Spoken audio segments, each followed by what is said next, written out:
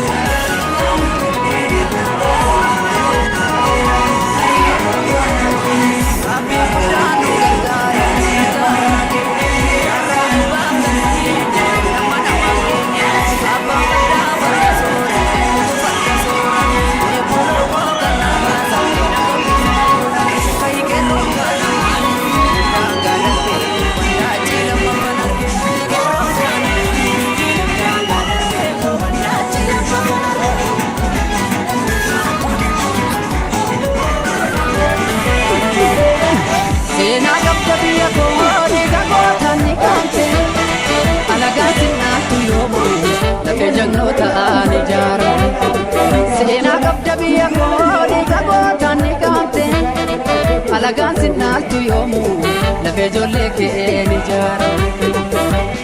Ani gabrummaa baadhee akka horiititti buluu nyaadhe jedheen garaa kutadhee irree dhiiraa filadhee gogombiisaan jira kunoo hidhadhee.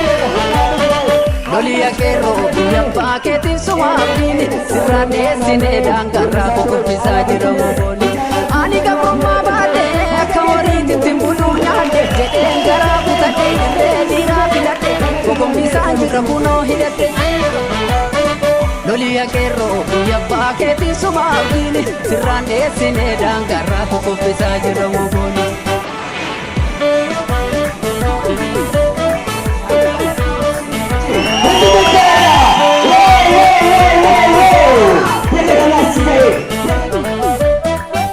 Hangafoonni qabsoo warri qabsiisanii lubbuttiin qusannee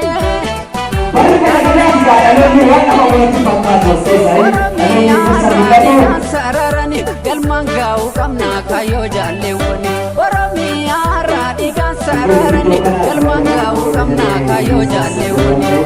Jeneraal Taaddasaa Birruu kees guddinaa tumsa kaabbadaa buzuna shifalamuu qixxeessa. Mul'ataa faayisoof kan akka baaroo tumsa Hayilee Fidaa fi Jaarraa Abbaa Gadaa. Amina Bulfata Taasfaa Huncaa Madaa Mutamaa Hawaasiif Jaalmaa Garsaa Baree Hajii Adamsaa Doof kan akka Amaammaataa nurraa qabi. Waaqayyo isa malaa nutti deemu nurraa qabi. Isa keenya barbaadu nurraa qabi. Walii galtee nuu kenni. Walii galii nuu toli. Bakkacha bakkee nuu taasisi. Bakkee nagaa nuu taasisi. Yaa Waaqayyo mirga keenyaaf falmannaa irra nu oolchi. Soba sulula taasisi. Dhugaa tulluu taasisi. Isa dhugaa falmatu irra oolchi. Ani kanan beekaa kan Waaqayyo taa guutu.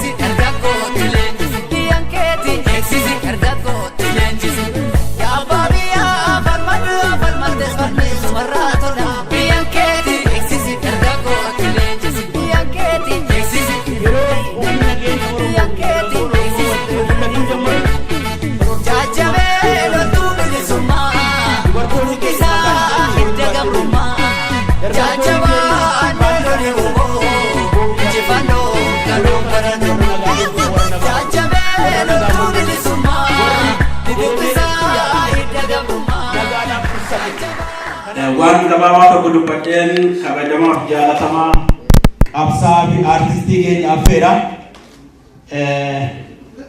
Caalaa karaa baay'een beekanii keessumaa hurrii bara 2007 magaalaalee Oromiyaa jiran keessaa kan ittiin diigaa ture. Akkuma madfii fi taankiidhaan gaara diigan hurri siyaasaa Oromiyaa qabate karaa kaabaas, karaa kibbaas, karaa bahaas eessumattuu gola Oromiyaa kana ittiin seenaa ture. Filannoo 2007 duula nu biradhaa yeroo taasisu meeshaa waraana keenyaa inni guddaa akka qeerroon kaanaadha.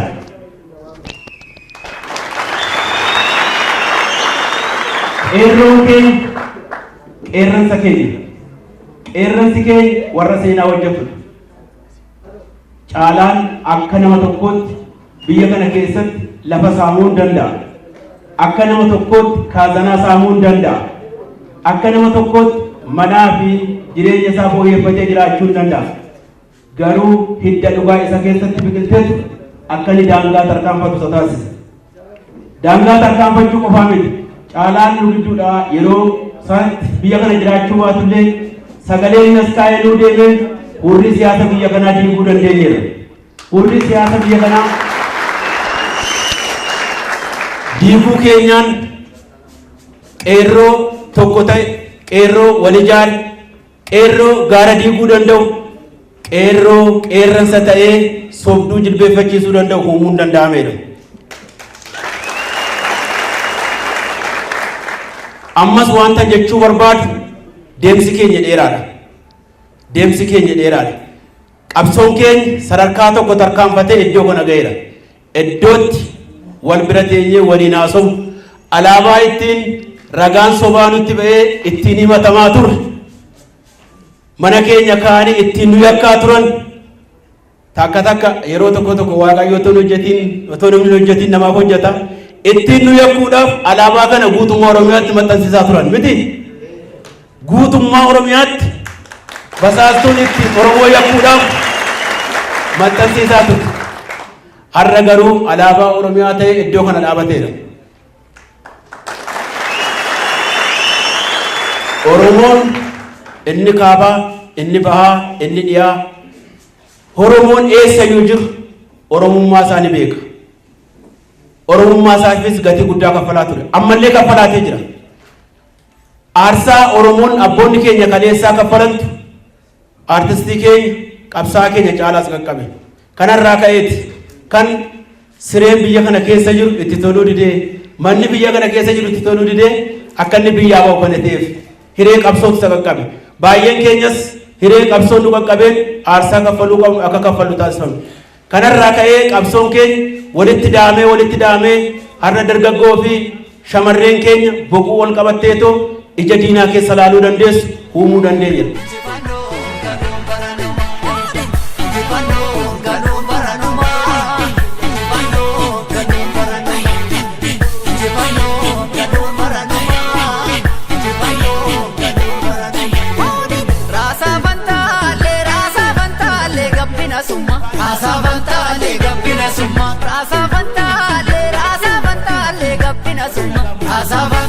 Gabbina summa dhiigaan dhuftaa si barbaadna yaa bilisumma. Dhiigaan dhuftaa si barbaadna yaa bilisumma. Dhiigaan dhuftaa si barbaadna yaa bilisumma.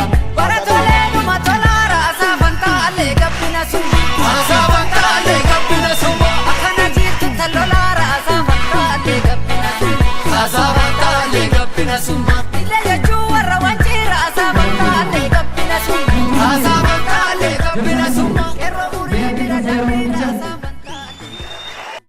Isin qeerroof qarreen bakka kanatti argamtan kabajaanaa kennitaniif kabajaatu isiniif haa ta'uun jedhaa.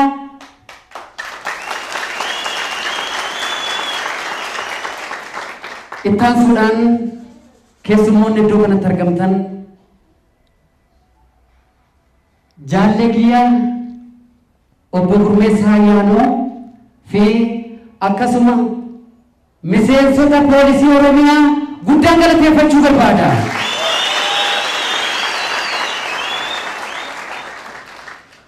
Egaa kaleessa akkasin ture. Wanni ture hunduu adda ture. Nuti Oromoon jaalannee miti waa hunda kan filanne. Roorrootu daangaa darbe. Kanaan alammoo waa hedduu sirba koo keessatti himee tanan jira. baga na simattan anis kadhannaan koo guddaan uummata na jaalatuu fi uummata Oromoo deebi'ee cidhi kiyyas du'i kiyyas Oromiyaan takka ta'u wareegamni nani wareegamummoo uummata Oromootiifi ani immoo waan an danda'uu fi dandeettii qabuun hanga dhumaatti uummata kiyya uummata Oromoo waliin jira waan ta'eef isa kana immoo waadaan sinii gala bakka isin jirtanitti ani jira bakka Oromoon jirutti Caalaan jira bakka Caalaan jirutti Oromoon jira waan ta'eef ulfaadhaa kabajaa argadhaa aasaa isinitti dheeressuu galanni keessan bilisummaa ta'u namni isiniif qabsaa'e kabajaa qabaa ulfaadhaa.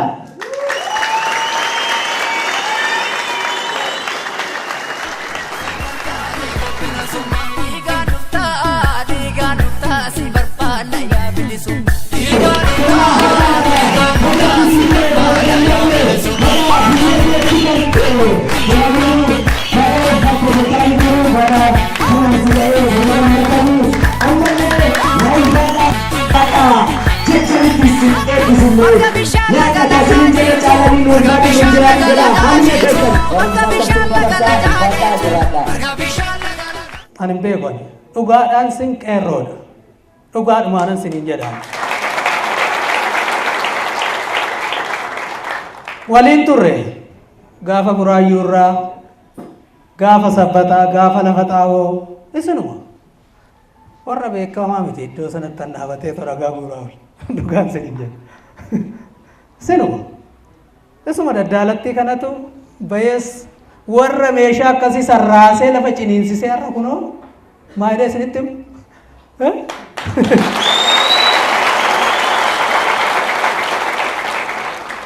gaafa Dooktor Maraaraa faas gaafa Gurmeessaa Ayyaanoo faa Baqqalaa Garbaa faa ba'anis sinumatti ture dhugaa erga dubbiin qabbanooftee inni kaan dhufe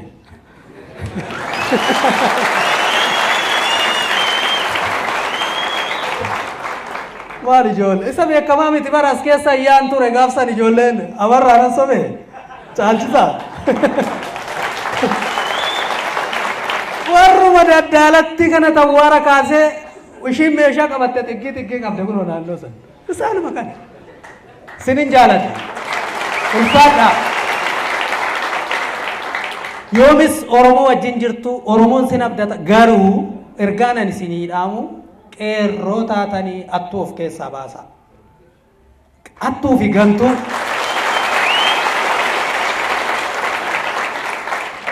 kan nyaattee too deebitee si wajjin nyaachaa deebitee si nyaattu of keessaa baasa ergaa kiyya kun dhaamsa kiyya ijoollee Oromoo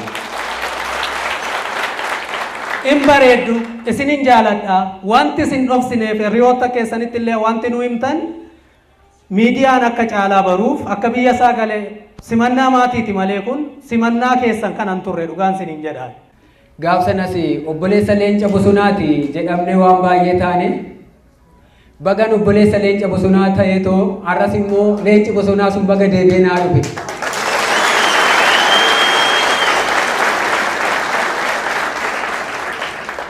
kana waan ta'eef hundi keessaniyyuu waan iddoo kanatti argamtaniitu nu bukkee dhaabbattaniif baay'een sin galateeffadha.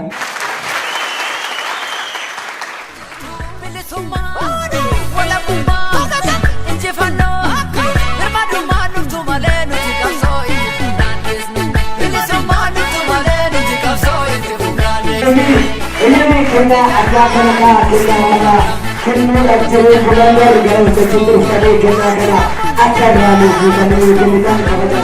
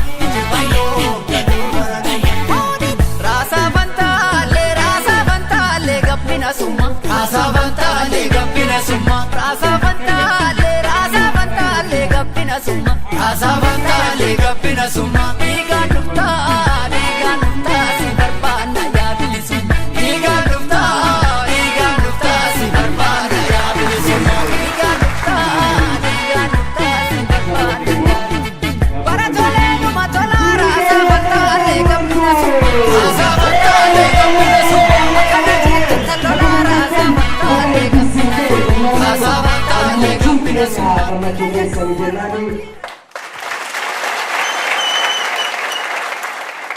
Guyyaa gurraacha sana daagachuu yooma nuwee figacheena kaayyoo galmaanga